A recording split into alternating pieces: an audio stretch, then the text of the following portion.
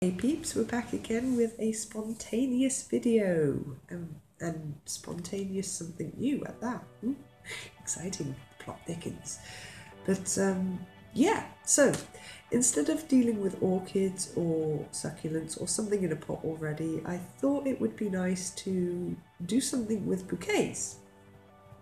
Yeah, I know, I hear you. Yeah, I'm not the biggest fan either. I mean, yeah, don't get me wrong, they're nice. It's always nice to receive them. They're nice to see. They smell pretty. The arrangements are gorgeous, especially if the florist does a spectacular job in dressing it and putting it together. And yeah, they look awesome. But the one downside is they wither and die, and they don't come back. And the only way to really replace a bouquet is to buy a new one. And yeah, that kind of always puts me off of buying them, or when I even receive them for gifts. I mean, it's not like I'm ungrateful. I do appreciate them. I do like them, but it's just such a shame because they really don't last that long at all.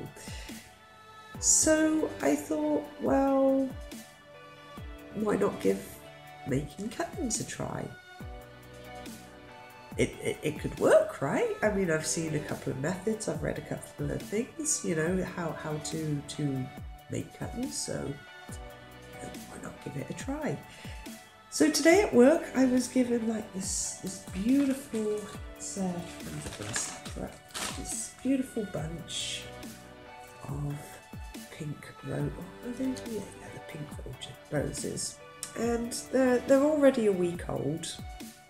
And she was about to throw them out into the compost, and I was like, well, why don't you try and make some cuttings? And she was like, nah, but you can take them. You try and make some cuttings. I'm like, aye, let's try and make some cuttings. So here we are on YouTube's trying to make some cuttings. So I've been doing some research and seeing there's a couple of ways to do this. Like you could either cut them, you can put them straight in soil with some of these leaves left on them, but I don't know, we'll see. And you can leave a couple of leaves on them, you can cut them, stick them in the soil and hope for the best. Or you can cut them, scrape them off to expose a little bit, add root and hormone, stick them in soil. You can do the same, you can stick them in a potato, or you can do the same and you can wrap them in newspaper and a plastic bag. I think there are other methods, but those are the three that I've been seeing the most of. So I don't really like the idea of the newspaper and the paper bag, so I'm not really gonna try that one. I know it's a little close-minded, but yeah, I'm really not up for trying that. So I'm going to try with the soil, and I'm going to try with the potato. And oh yeah, you can also do it hydroponically with just water or sand or perlite or whatever medium you want. But yeah, I'm just going to do a standard good draining perlite soil mix and a potato. So I'm going to try 2 of the 4 methods that I know of. And hopefully maybe we get some cuttings and we can save this beautiful bunch of roses. I'm pretty sure not all of them will take, but I hope some of them will take at least. Either way, it's a fun experiment, and yeah, it's maybe if it doesn't work for me, it will work for one of you guys, so who knows. Anyway, let's get to it, and I can shut up and stop waffling about what I plan to do, and we can do what I set out to, you know, let's get started. Okay, so I have my trusty box. I've got my first rose, and the first thing we are going to try, I think, is the potato method, because you know, why not? Potatoes. So you want to get rid of all these leaves, so you don't want to rip them off and do the nodes damage.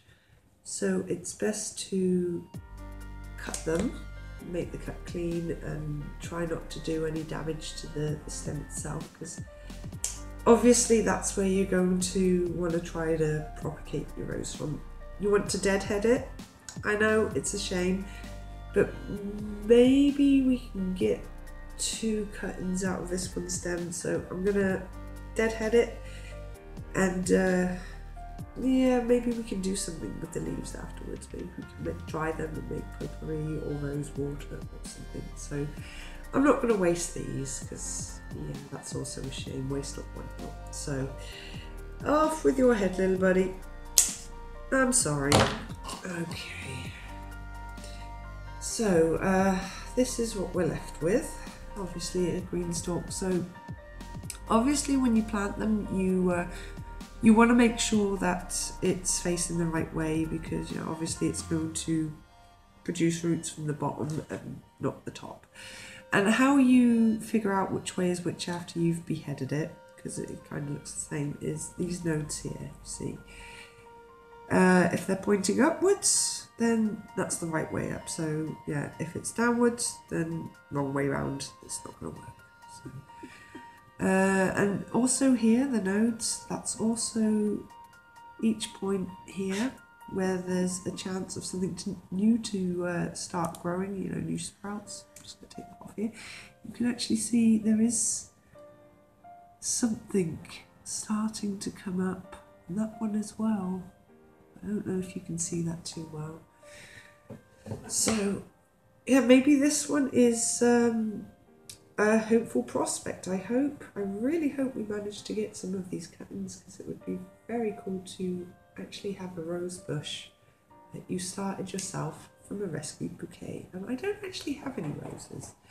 So, okay, here's the bottom. So what I'm going to do is I'm going to kind of cut it at a 45-degree angle, like that. And I'm also going to do the same to the top.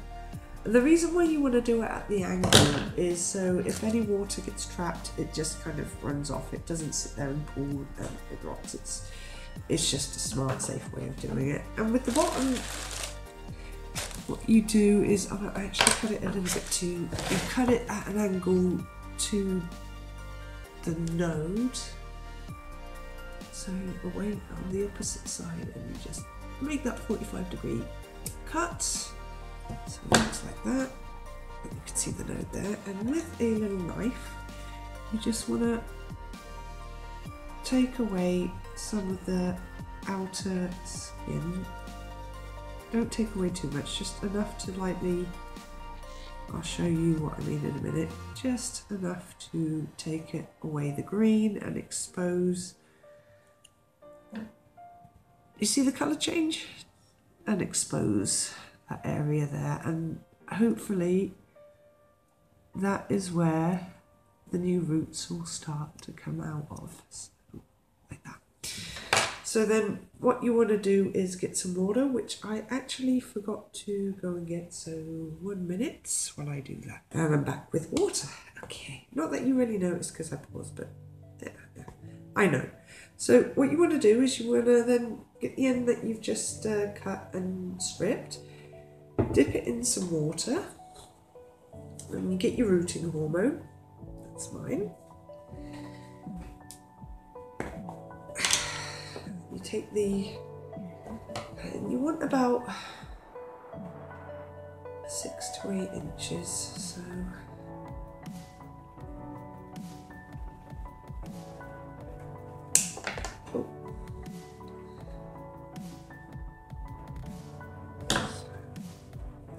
that's how big you want your cuttings to be.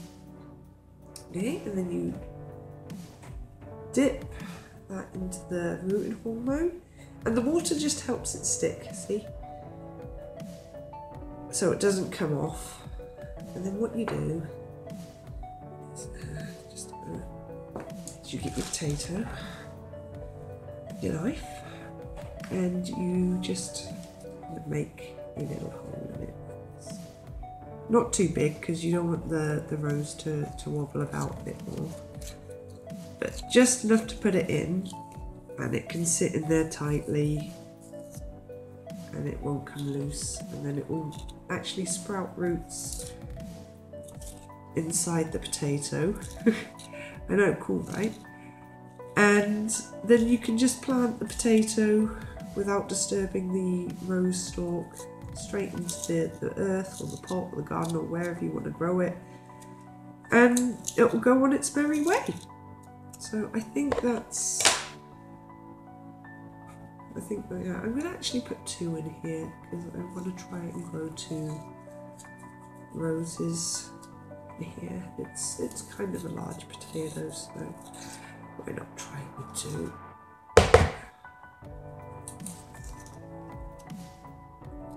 And it's another way to use up a potato. So cooking tips, sort of, kind of, maybe. Food tips in the kitchen. So in it goes like that.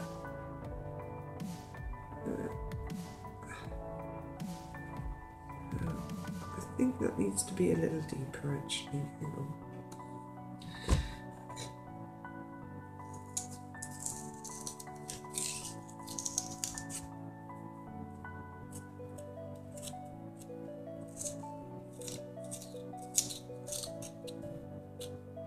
That one can be a bit deeper too.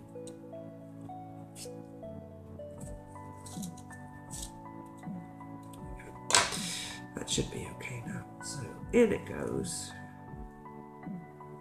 Like that. So it just sits in there. And then you just kind of do the same. I'll show you again. So you take the rose. And, oh, this has actually got a full-on growth. See that? Oh, let's get these leaves back. I'll show you that so you can see it properly. Hang on. That's very interesting. So off with it. There we go. You can see there, look, that's actually a new sprout altogether. That's very cool. So I think what I'm going to do is I'm going to take these spikes off. So like that. And then I'm going to take it to this last node here. Take that down a little bit. That's like that. Actually, maybe I should. No, it's okay. So I just scrape it off like this. Not too much, because you don't want to desecrate it. You just, yeah, very, very lightly does it. You see what I'm doing? That's how much I'm taking off. Just very, very light. See if I can tell you how to see. Very, very thin. Very, very light.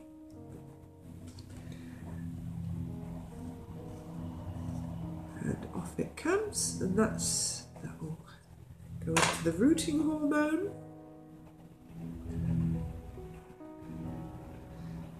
Like that. And into the potato.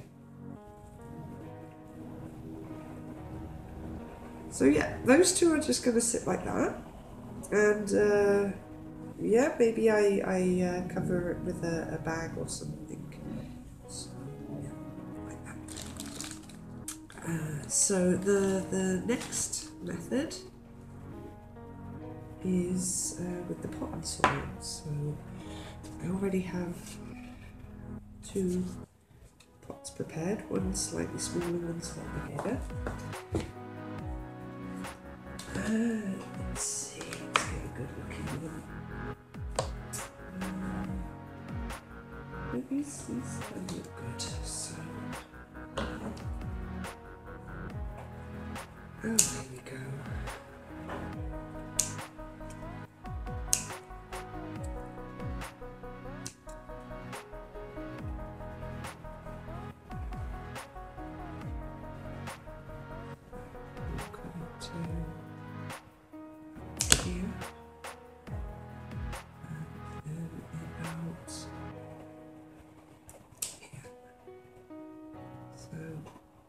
Should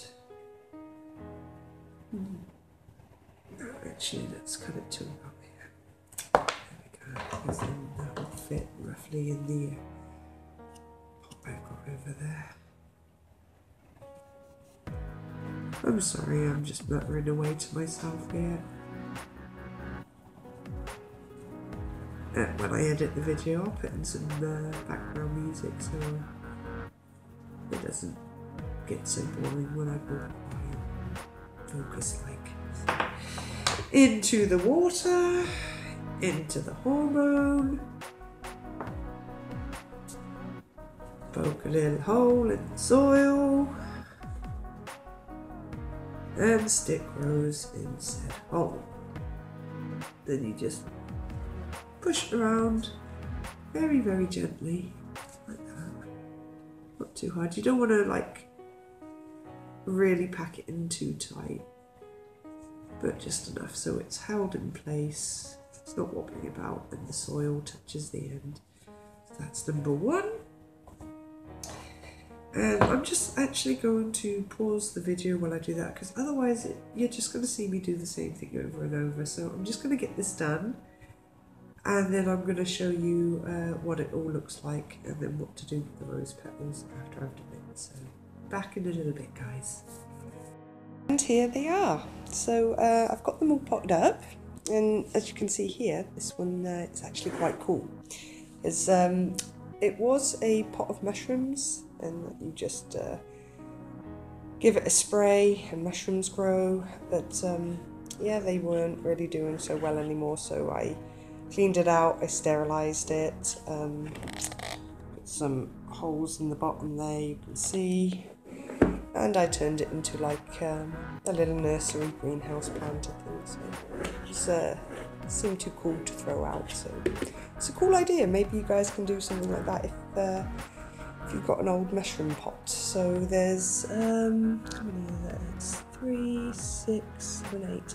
Okay, so there's 8 in there, and then just in here in the normal soil there's 4 in there, and there's 5 in there, and you can see I've just put the bag around them to create like a greenhouse, keep them a bit warmer because it's winter. And hopefully that will encourage some roots to grow. And this here is the potato, and you can see I've just put the potato in a pot there because it just, yeah, it kept falling over, and yeah, that's not really good. Might snap them or damage them, they won't get enough light, so I just put it in there. And yeah, I'm really intrigued to see if this method works, because it's kind of funky. Planting them in potatoes and not soil, but yeah, we'll see how that one turns out. So from what I've been reading, this should take between 4 and 8 weeks before they start sprouting any roots. And yeah, how you're supposed to tell is if you just give them a little tug and you feel resistance, then yeah, you've got roots, but you've got to be careful because that could break or damage any new roots that are coming out. So we'll check back in about 4 weeks just to see how they are looking, and yeah, I'll keep you updated if anything cool happens. So again, thanks for watching, guys, much appreciated, much love, and I will see you in the next video. Bye bye.